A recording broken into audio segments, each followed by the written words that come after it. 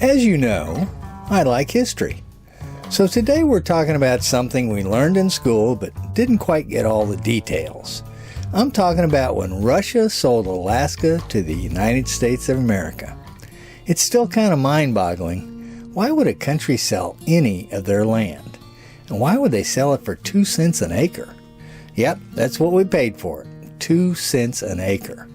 There must be a reason, so let's go back to the Crimean War where it all started to get the details.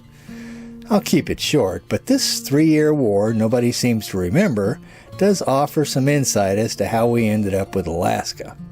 It's kind of important, really. The Crimean War, which lasted from 1853 to 1856, was a little conflict between the Russian Empire and the alliance that formed with the Ottoman Empire, the English, the French, and the Kingdom of Sardinia. Kingdom of Sardinia, you say? Yep, it's called Italy now, in case you don't remember. Anyway, this 3-year conflict didn't go well for Russia. What a surprise. And they lost control of some land, Crimea mainly, which they once again invaded recently for like the 3rd or 4th time. They keep losing it for some reason. Oh, they also lost their entire naval fleet in the Black Sea. Actually, they sunk their own ships when the British and French fleet were approaching. It wasn't all smooth sailing for Britain, though. Ever hear of the charge of the Light Brigade? An ill-advised military maneuver, to say the least. But Russia lost, signed the Treaty of Paris, promised never to have a navy in the Black Sea again, and they slunk off licking their wounds. I think that's when they realized they were a little backwards compared to the rest of Europe. Now, fast forward from the Crimean War to 3 years later.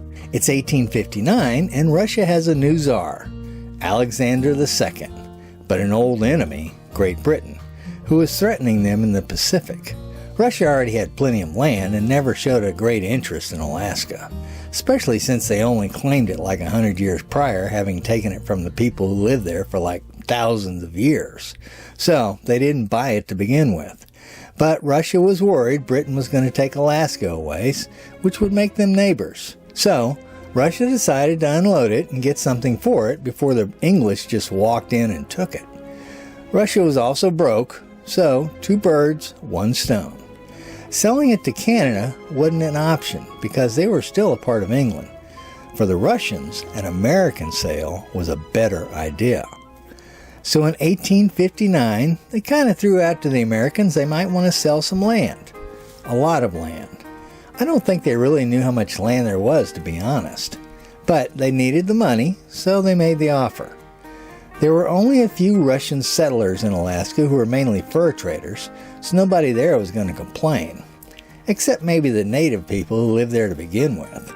But America had their own problems in 1859 with the Civil War looming. So Russia put their proposal on the back burner until the time was right. After the Civil War, a guy named William Seward, who was the Secretary of State at the time, said, "We'll buy it." And they finally reached a deal in 1867. And what a deal it was. For a little over $7 million, 7.2 to be exact, all in gold, America got 373 million acres. That's actually less than 2 cents an acre. So how much is 373 million acres? Well, Alaska is bigger than the next 3 largest states combined. That would be Texas, California, and Montana, by the way. In fact, Alaska makes up almost 20% of the landmass of the United States of America. Put another way, it's 4 times bigger than Germany and almost 3 times bigger than France, all for 2 cents an acre. Now, while the Senate quickly and overwhelmingly approved this sale, the newspapers had a field day calling it Seward's Folly or Seward's Icebox.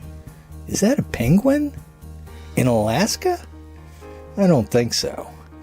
Anyways, these critics who don't seem to know penguins live south of the equator might have changed their tune when the Klondike gold rush of 1896 came around. Then, in 1902, we found oil. So this is a pretty good deal for us. The Alaskans really liked William Seward and have named lots of things after him. Like this bar, Seward's Folly. They serve a pretty big burger if you're hungry. There was another future benefit to the sale nobody even thought of. Fast forward to the Cold War, and now that we own Alaska, we didn't have Russia sitting in our backyard. Can you imagine what that would have been like? I hate to say this, and I don't want to be crass, but historically speaking, Russia appears to make really crummy decisions. Anyway, on October 18th, 1867, Russia turned Alaska over to the United States in a big ceremony. The Alaskans celebrate October 18th as Alaska Day, by the way, and everyone has a day off, which is nice. So, a few facts about Alaska that you may or may not know. Russia is still close, like 55 miles away across the Bering Strait. And you can see one of their islands on a clear day, but not from Wasilla, okay? Sorry, Sarah, you still can't see Russia from your backyard. And Alaska has some interesting laws concerning moose.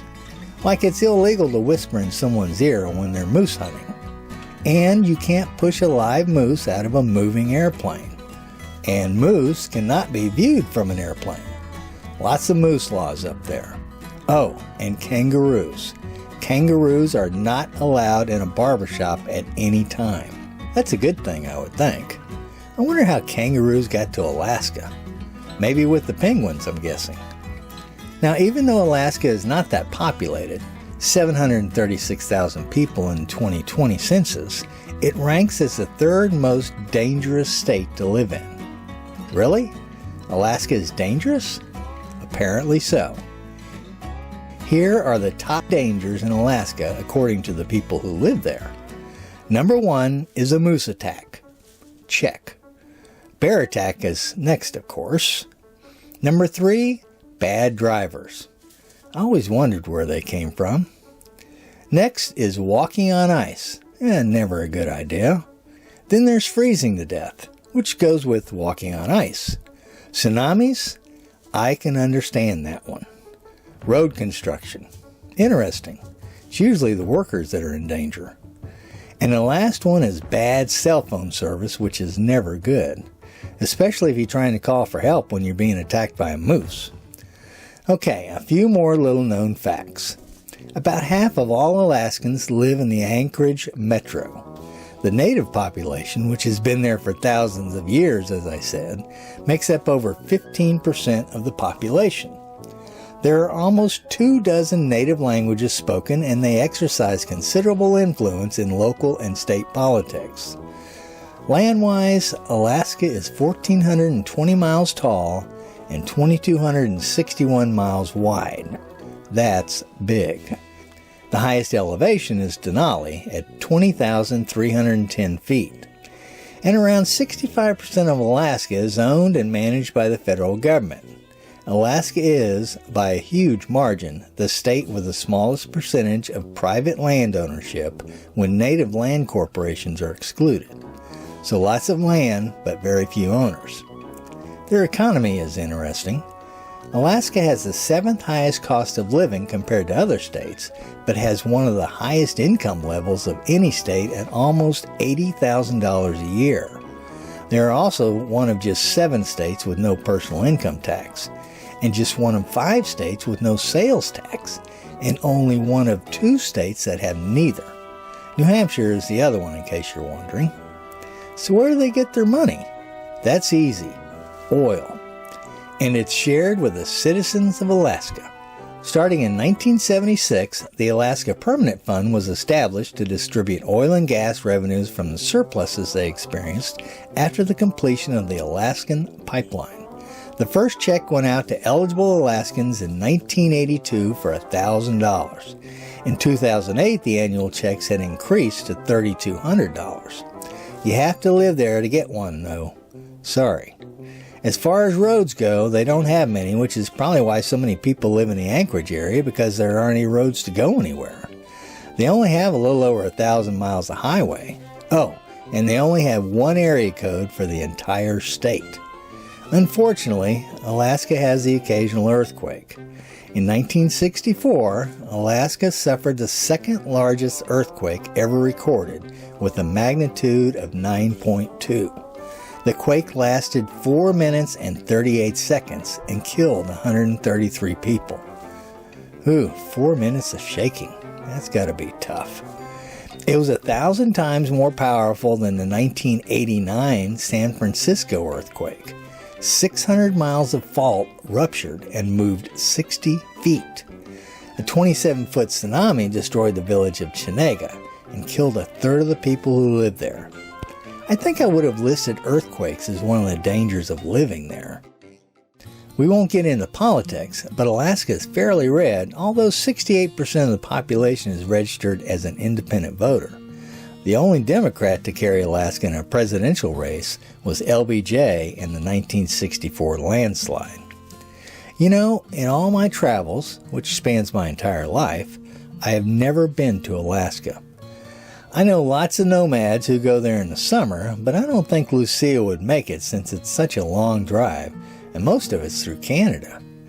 I think I'll stay here in the lower 48 and visit my friend Paul in Hawaii from time to time. It's a little warmer there.